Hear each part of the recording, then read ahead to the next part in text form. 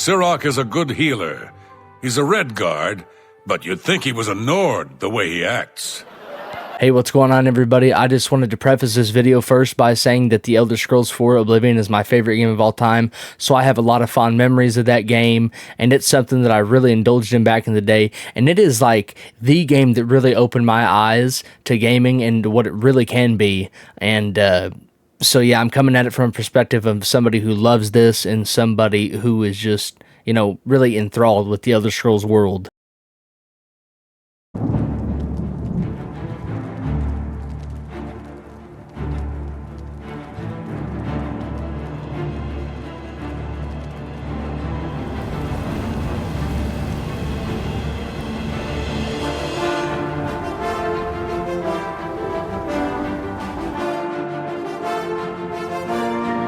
So today's a big one, guys. We're going to be diving into the Oblivion Remaster, one of the most legendary RPGs of all time, finally brought back for a newer generation. A lot of people haven't played Oblivion, a lot of people haven't played Morrowind, a lot of people haven't played Daggerfall. Most people, I would assume, have only ever played Skyrim, because that was the one that really, I mean, Oblivion put them on the map pretty, like, well. Skyrim just, you know, outdid everything in terms of sales and popularity anyways.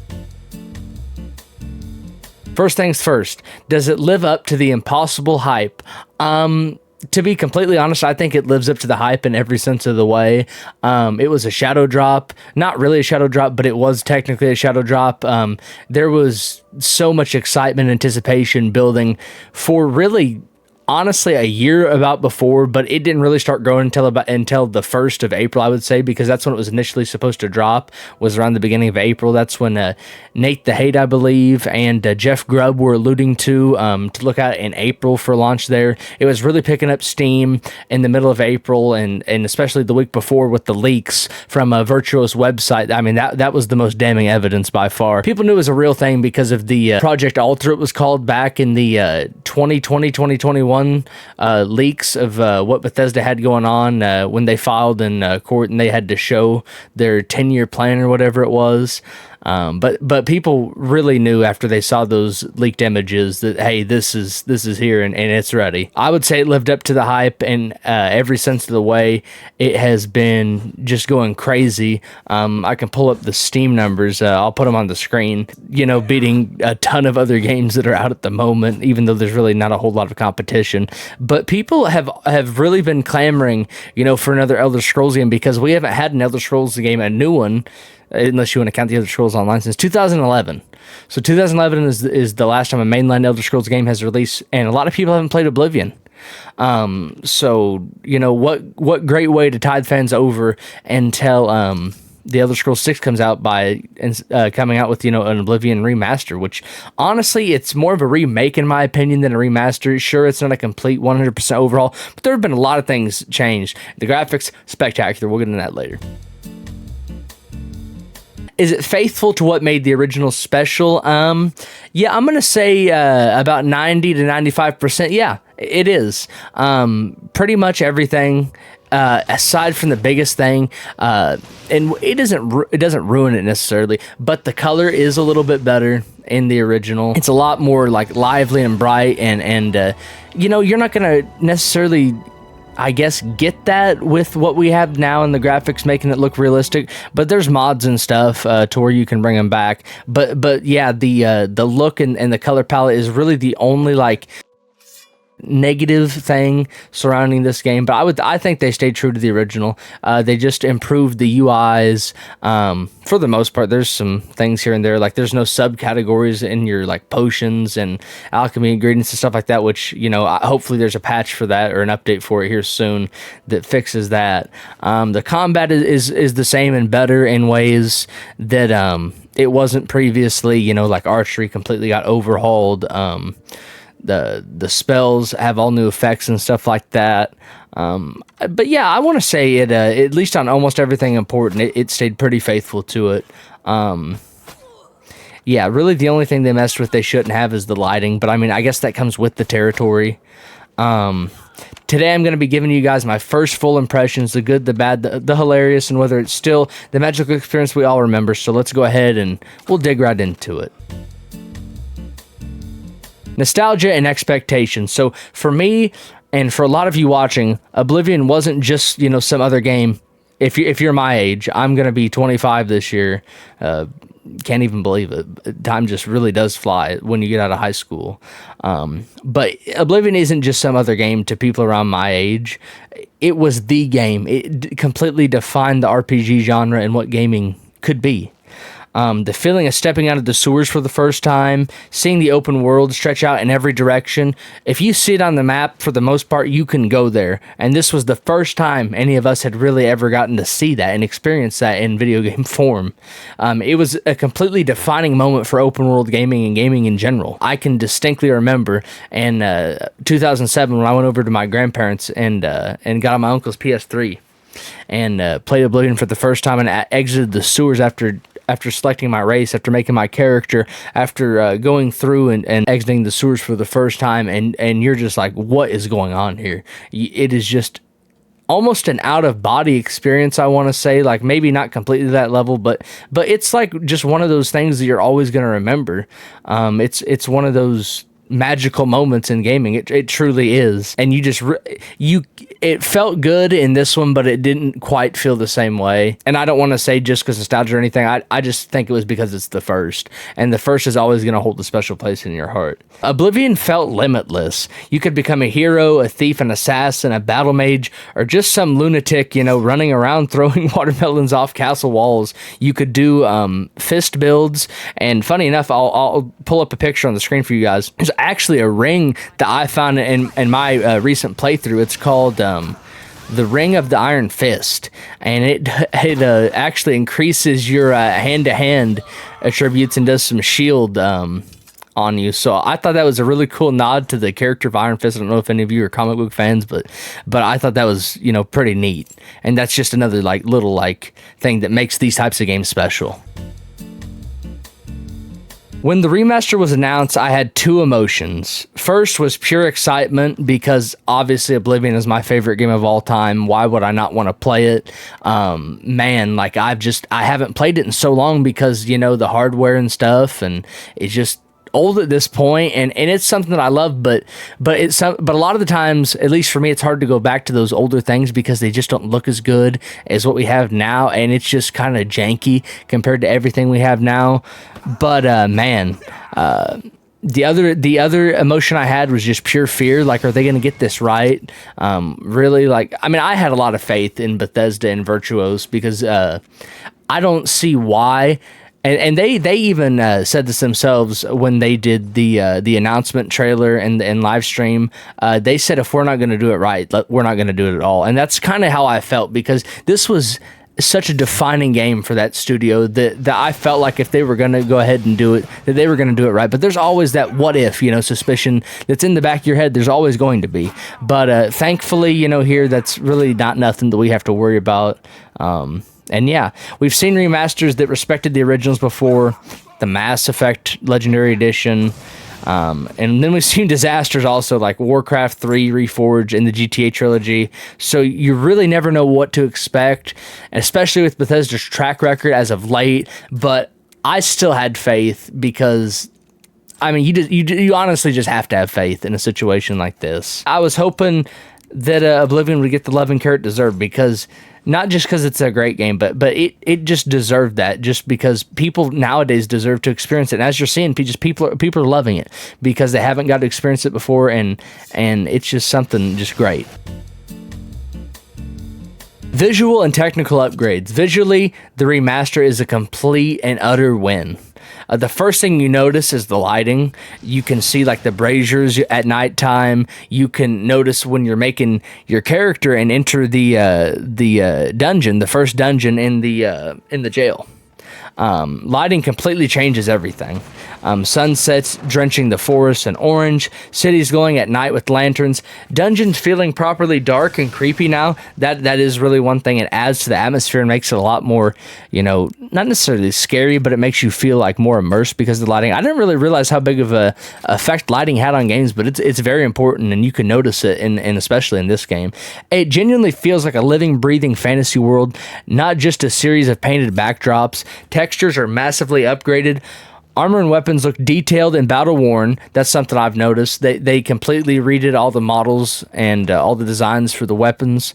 They look great. And then one thing also you can notice now, like the snow, like when it's on your armor and your weapon, just the little snow particles. That's something really cool, and I'll have a picture of it up here. But it's something really neat that I don't even really think Skyrim even had.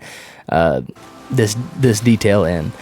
Stone roads look rough and cracked, and forests are lush instead of just empty spaces. The forests are absolutely gorgeous. That's one of my favorite places. That probably is my favorite place to explore in Oblivion right now in the remaster, is the forest. It just is something special about going through there. Just depending on the time of day and the shadows, the sun, going through the trees at just the right angle. It's a very fun experience for me because I just love forests and the water. We can't move out the water. It's actually reflective and moving. Crazy. I'll show a before and after of what it was like before and after in the original and then here now. The character models. Now, they look good, but they kept the balance of what made the original the original. If you want to make some outlandish, crazy character, you can do that. But, it also stays true enough to the original. But still, at the same time, it looks a lot better than what it did before. Completely different, a lot more, detail-oriented now. They cleaned up the worst potato face moments, but kept the awkward, endearing feel. You still, sometimes might meet people that look like they haven't slept in a decade, but that's just part of the Oblivion charm. Draw distance is phenomenal now, too. You can see whole cities and mountains way off in the distance, and no more weird fog walls like in the 360 era. Now, the fog can get pretty dense and pretty crazy, but it's not like, how it was back in the day. Absolutely crazy. Now, here's where we get some, not a crazy amount, but just some issues on the performance and bugs. Performance-wise, overall, this is the absolute best Oblivion has ever felt. Load screens that used to take forever are completely gone. Fast travel is instantaneous. Again, no load screen, no load timing. Entering houses, Oblivion gates, cities, all super smooth. And the frame rate. That is where it starts to come into question a little bit. Again, it's not bad. It's not horrible by any means. But is it smoothed out completely? No. I play on the PS5 Pro, and I am playing on the performance mode. And I still notice when I'm out traveling around, looking for dungeons, when I'm entering a city, I notice a little bit of lag, a little bit of frame, tearing here and there. And it's not horrible at all. Like I said, it's smooth for the most part. But that is one thing that you do notice, and I wish it was a little bit more smooth. But again, I'm not going to sit here and harp and cry and moan, because really that is the biggest thing that I've noticed, is just those frame drops. If this is the only really bad thing, then it's, in my book, it's still, okay. It is. They are Bethesda at the end of the day, so we can't ever expect a completely polished game. It's just part of it. When you get to the dense areas, like Imperial City, you might start to notice it a little bit out in the forest, where you're getting those really dense areas and there's a lot of enemies out there. There are occasional frame dips when sprinting at full speed in crowded spaces, but it's minor compared to how rough the original could be. Bugs are there, but, like I said, it's Bethesda. They have that name for a reason. So the gameplay feel. Now we're on to the real meat and potatoes, what everybody, in my mind, is probably looking for when they're, thinking about some new remake, aside from the graphics. Gameplay-wise, it's still pure, unfiltered Oblivion. And I love how they didn't try to overhaul it completely into something modern. They have the Elder Scrolls 6 to do that. Combat is still floaty, but it's a little bit better. It's not completely as floaty, which I liked. The sword swings still have the decently loose feel, and magic casting is flashy but simple. And they did completely overdo archery. Archery was so bad in Oblivion. That is one thing I will concede. Absolutely, the archery was terrible, but they made it better. They made it better in here, and it's pretty satisfying once you get it down. Again, it's nothing like Skyrim, but it is good for what it is, especially, with the overhaul. The leveling system and skills feels rewarding You can cheese it. It's definitely better than the original. The original one was broken. That was a lot of people's biggest issue with the original Oblivion. And some people even stopped playing it, completely because they got sick of how difficult it got when you would get to higher levels. The difficulty it can be a little bit disheartening too. Like just to switch from adept to expert, crazy.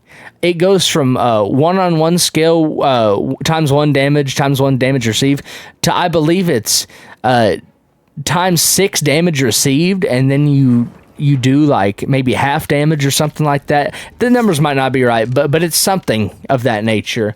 I'm playing it on just normal adept right now. I'm not trying to go for anything crazy. I love my Souls games. I love my difficult games, but believe me, it's good enough where it is at adept for me. These games can be challenging if you crank them up, obviously, like I just stated. But when I'm playing a game like this, personally, I'm not looking for just the most intense, crazy challenge. If I want to do something like that, I'll go hop on the first Berserker, which I also love. Shout out to that game, really good. Yeah. So, but yeah, going back to the leveling system, if you want to cheese it, you can. Like, they left almost all the glitches and stuff in there. Sadly, they took the duplication glitch and the paintbrush glitch out, where you could jump up on the paintbrushes and, cheese your way to the end of the game. But they still left a good amount of them in there. Level scaling is still there, just like how it was back in the day, but it feels a little less aggressive now. You won't randomly run into Minotaurs at level 5 anymore, thankfully. But that was really what made it difficult back in the day. You never knew what you're going to get yourself into, and you're not going to really have to worry about that anymore, so that's good. Quality of life improvements, inventory sorting is way smoother, quest tracking is more intuitive, menus are faster and cleaner. Now there are some little gripes, like going into the map and having to hold down the trigger in order to go to the local map. I'm not the biggest fan of that.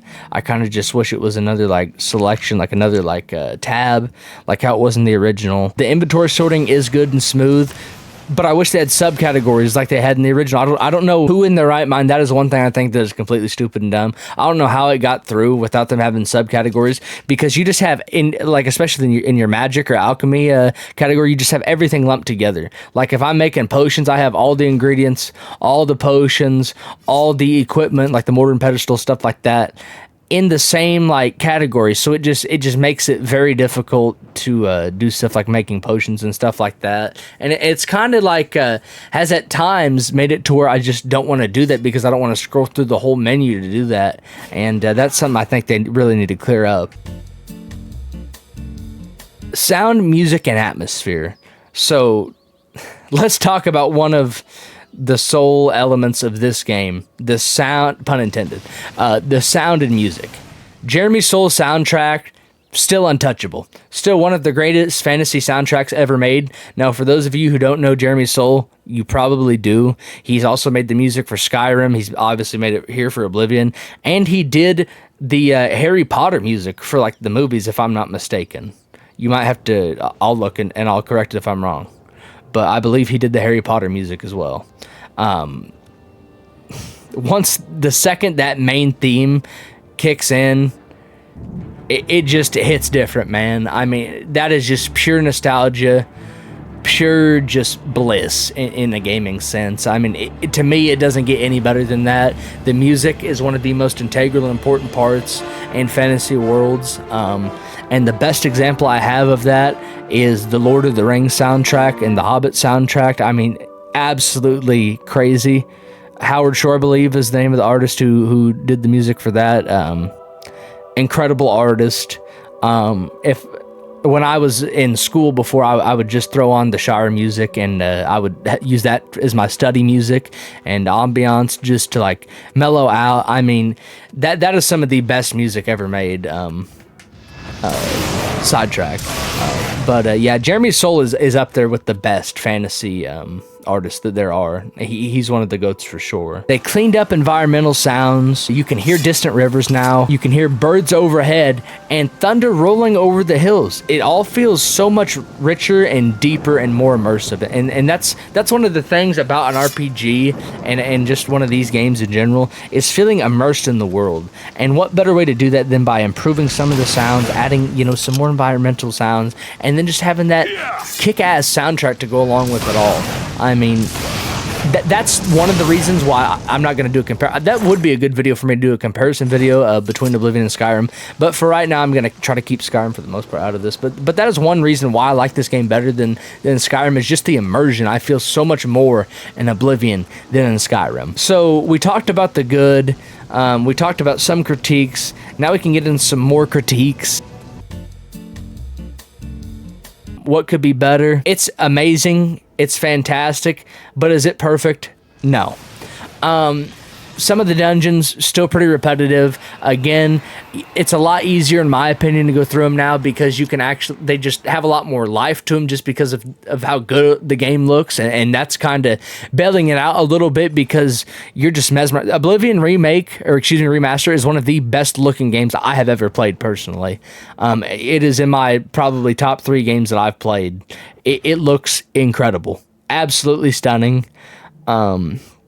And I'm just sitting there like looking off in corners, staring off into space, just in the distance, half the time, just looking at how the details are. So that kind of bails it out a little bit.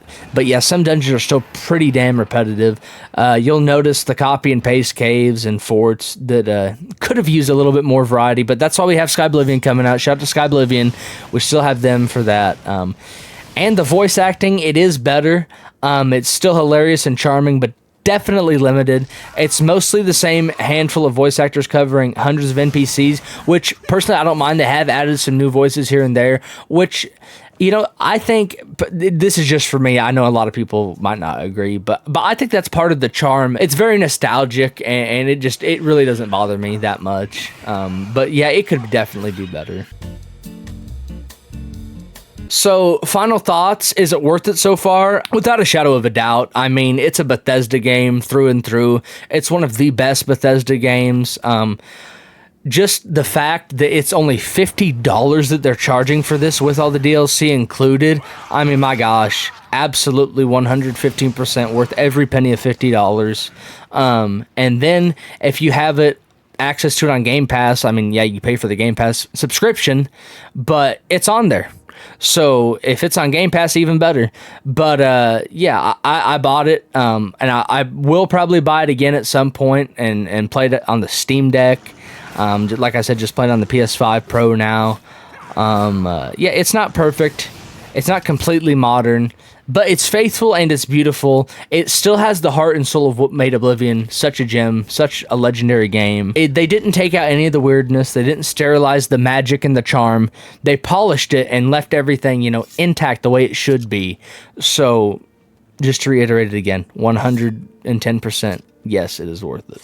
And I'm someone who has a gripe and complain about games value nowadays. I don't think a lot of them are worth it, but this one, absolutely worth it. This is still the Oblivion you remember, just seen through a beautiful new lens. If you've never played it before, this is your chance, guys, to experience one of the greatest fantasy RPGs ever made. I can't encourage you guys enough. If you're a fan of RPGs, if you're just a fan of good games, you need something to play, there's not a whole lot of stuff out right now. There is Expedition 33, which I did buy, and I'm going to dive into that, and I will give my first impressions of that at some point, but I'm not going to do that until I play through this game 1 or 2 times and really like get all my joy and excitement out for this game, because I like to really get all that I can out of one game before I jump into the next, unless it's something that I just need to play, I have to play, but you guys can probably expect an Expedition 33 first impression or review. I'll get out a complete review for this game if you guys want to see that when I'm done with a few playthroughs. And yeah, that's it for my first impressions. I can cover some builds if you guys want, some hidden quests, some good items. Just go ahead and let me know down in the comment section below what all you guys want to see. I'm just here to help you guys out, and I'm here to have fun while I'm doing it. So without further ado, go ahead, hit that subscribe button and like button, and tell all your friends. And I'll catch you guys later. Peace out.